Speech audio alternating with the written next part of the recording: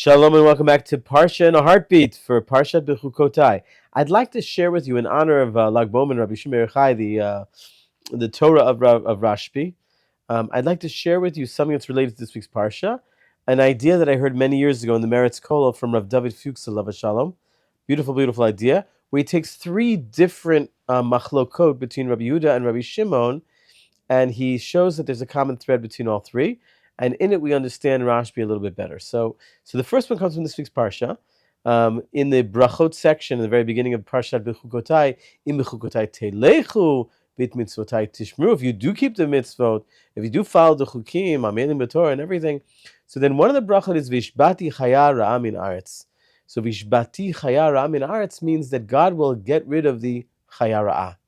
What is this chaya ra'ah? So the Ramban famously brings down the machlokas between Rabbi Shimon and Rabbi Yehuda. Rabbi Yehuda says chaya ra'ah is kipshuto, that really what it means is that there will be no longer any lions and tigers and bears, no more any violent animals, because the yishuv will continue to grow, will be prosperous, and will continue to inhabit the land, and the uninhabited lands will become smaller and smaller to the point that the wild animals will no longer be around. There's no space for them. Rabbi Shimon disagrees. He says no. Rabbi Shimon says it's not going to get rid of the chaya ra'ah, rather the ra'ah mitoch chaya. It is the nature of the animal will change. No longer will the wild animals be eating other animals. Rather, they'll be eating vegetation as it was, says the Ramban, as it was in Maaseh Breshit. That's how when the Bria was created, that man had the vegetables and the fruits, and animals had the vegetables, and that's how it will be in the future as well. So Rabbi Shimon says that really it's the Ra'ah mitoch chaya.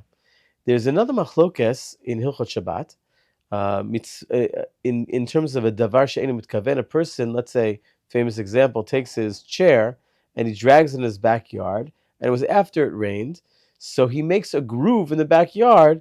This is a davar she'einu mitkaven. He did charisha, but he had no kavana for the malacha. Are you chayav or not? Says Rabbi Yehuda, you're chayav. Says Rabbi Shimon, davar she'einu mitkaven, you're pater.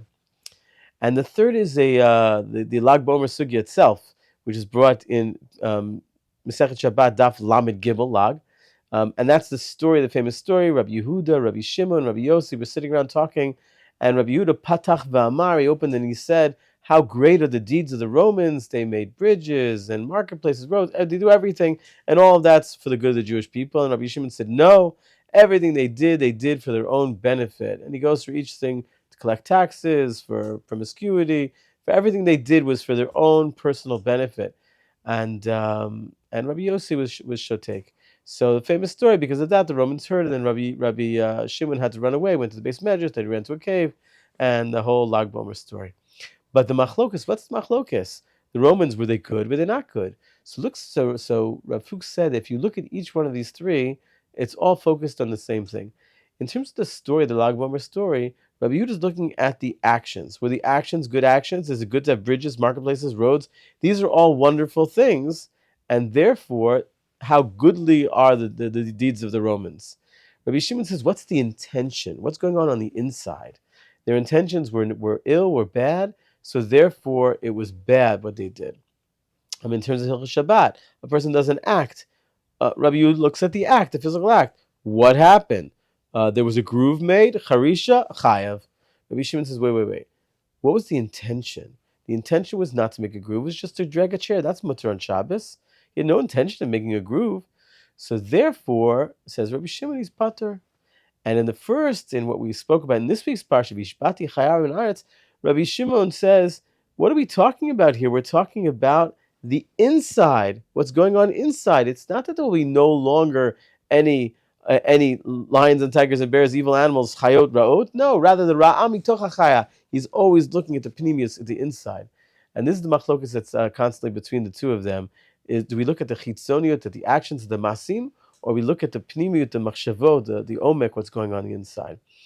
So I think that this is very telling about Rabbi Shimon and about what we celebrated this week in Lag BaOmer. It's about the pnimiut Torah, the Torah that came out from the very inside, from the innermost chambers of our neshamot, and that's why, and when the Mashiach comes, we're going to beckon in days where the pnimiut of Torah becomes more and more popular to the masses, and then also will be zoche v'ishbati chayara min haaretz to the nevuah that is in this week's parasha. That if we keep the mitzvah, we do the chukim properly, vasitem otam, so then v'ishbati chayara min haaretz, the whole nature of the world is going to change, and the goodness of the animals will come out. Bezrat Hashem, the goodness of people as well. May we be zocheh to see those days very soon. Shabbat shalom and have a wonderful day.